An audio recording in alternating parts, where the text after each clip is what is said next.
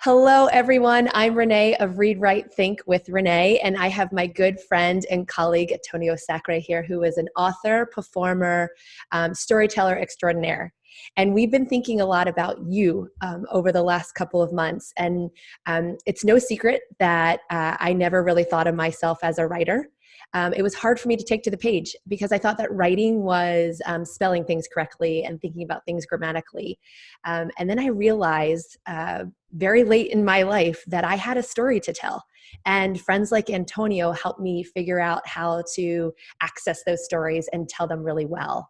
And so if you're thinking about supporting students in your life, whether that's at home, creating at-home learning experiences, or whether that's in a brick and mortar classroom, or whether that's in some sort of hybrid situation that we're all in now, Antonio and I are here because we believe that a great way to start your year, or by the way, have any time in your year, is to help create community through storytelling. And it's pretty low tech, right? All you really need is your voice. And if you're in a virtual hybrid situation, some kind of recording platform to be live with the students that you're working with. And also encouraging caregivers at home that storytelling every single day is really working on building the muscles of one, feeling known and being able to tell your story and feeling welcomed and connected to that community. And two, thinking about you're really building the muscles that will help kids take to the page when it comes to actually pen to paper writing. So a great article that Antonio and I discovered from the book, How to Tell Stories to Children by Silk Rose West and Joseph Sorosi.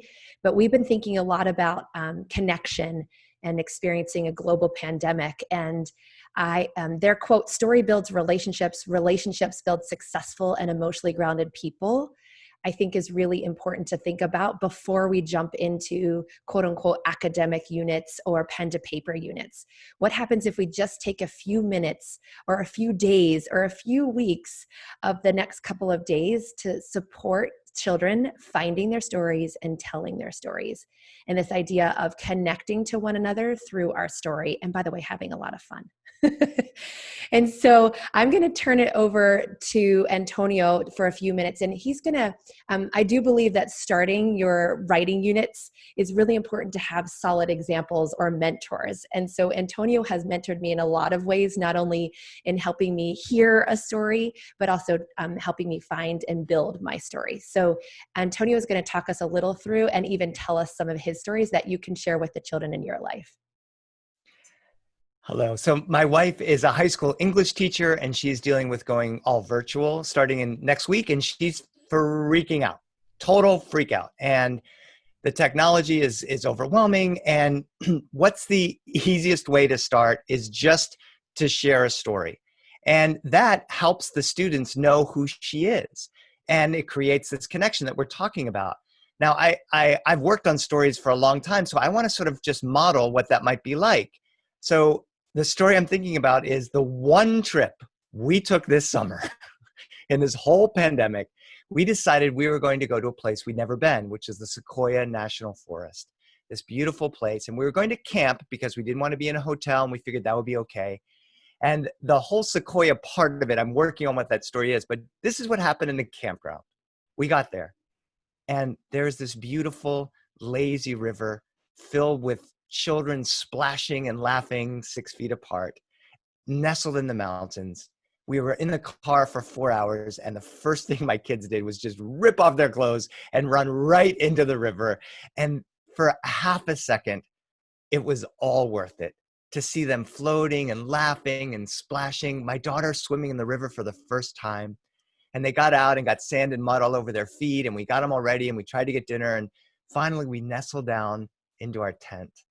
And we start to hear crickets, and we start to hear frogs.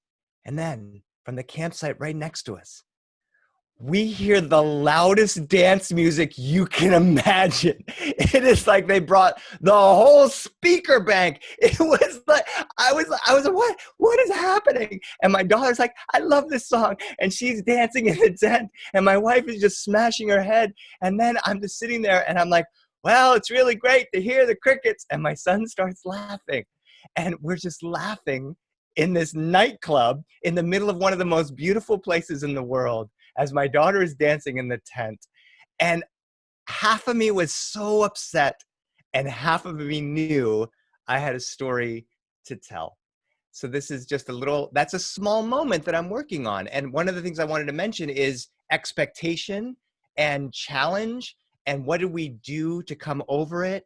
And I think you'll notice too, some of the specificity of the details, because I'm trying to really put myself into where that was and trying to bring you there as well. Now, you don't know me, I don't know you, but you feel now you have a little glimpse into my family and my dynamics and how we deal with things. And hopefully you are thinking about similar experiences. You've never been to Sequoia in a tent. You've never been to blah, blah, blah. But these are things that when I share these stories, it triggers your stories. And that is what writing is. Now we're all going to be writing. And it makes me think, by the way, I'm just still like in the picture with you. I'm still picturing it with you. Oh my God. I don't know how they did it. It was loud. It was amazing. I love it.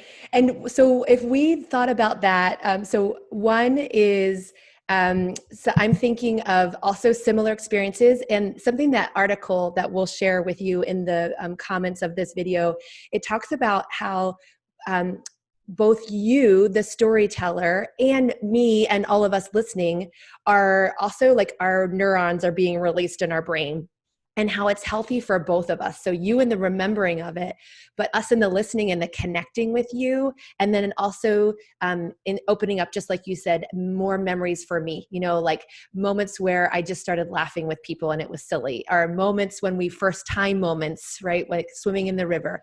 And I didn't swim in that river, but I have other first time moments. And so I think that there's a really fantastic reciprocal kind of like brain thing happening, right, for both the storyteller and the listener, and how important it is to set ourselves up, but also the children that we'll be working with this year, whether again, it's in home or in classrooms.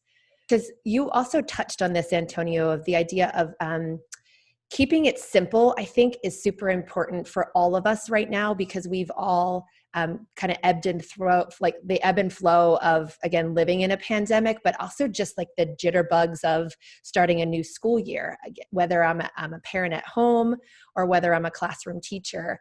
And something you did really beautifully, and you've always done this, Antonio, is you find the everyday moments in your life to tell stories. And so I'm thinking about, if you're sitting and watching, we want to encourage you to think about finding the everyday moment in your life. And here are just three little possibilities or three strategies that could help you. If you think about the people in your life and what everyday moments you've encountered or you've experienced with people in your life, places or objects could be three different entry points into helping you find a story. And I do think everyday moments are the ones that turn out to be the most beautiful moments, right? I think so you took a trip that wasn't necessarily an everyday moment, but you found the everyday moment inside of that trip, like the giggling or, the swimming. And so I do think there's a whole series of stories that you could find from just that one moment or just that one trip.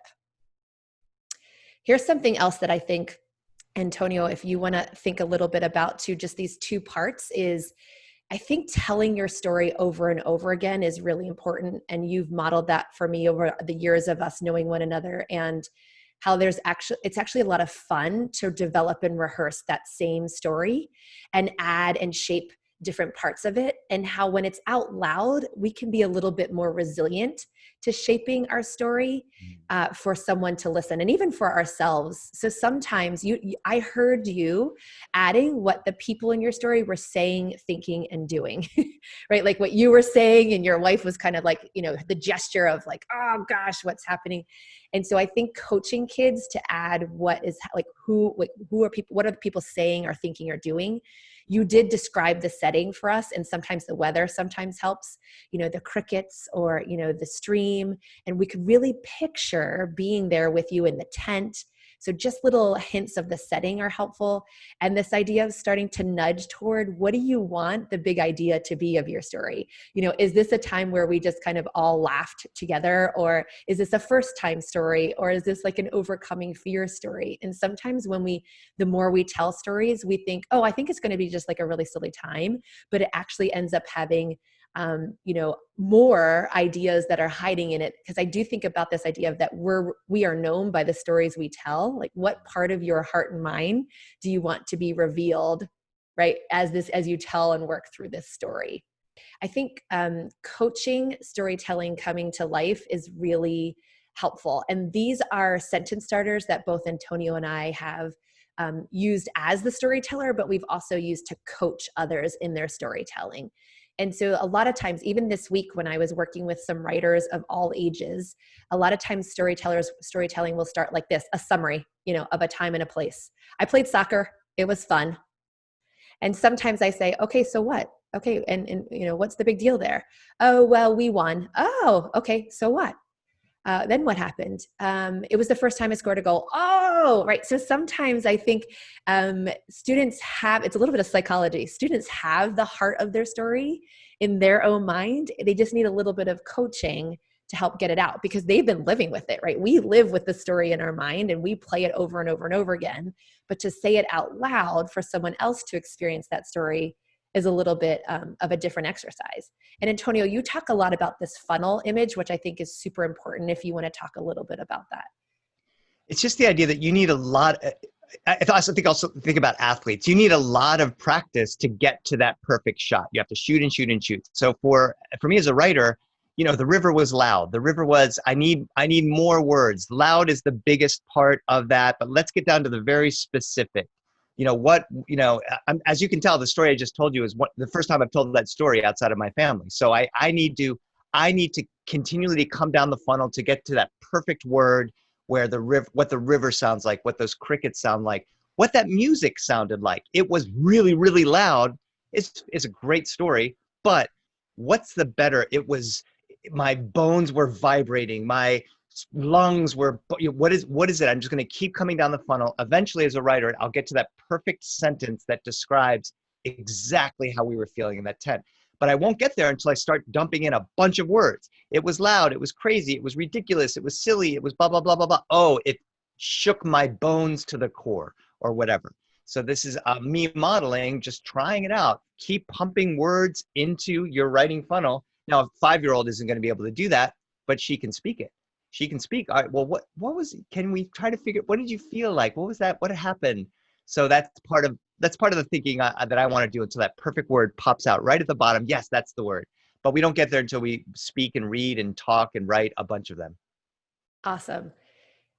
Thank you so much. That's a really clear image. And so we want to kind of end this video encouraging you in a couple of ways. One, that you matter and therefore your story matters. And try out a couple of these strategies to find your everyday story.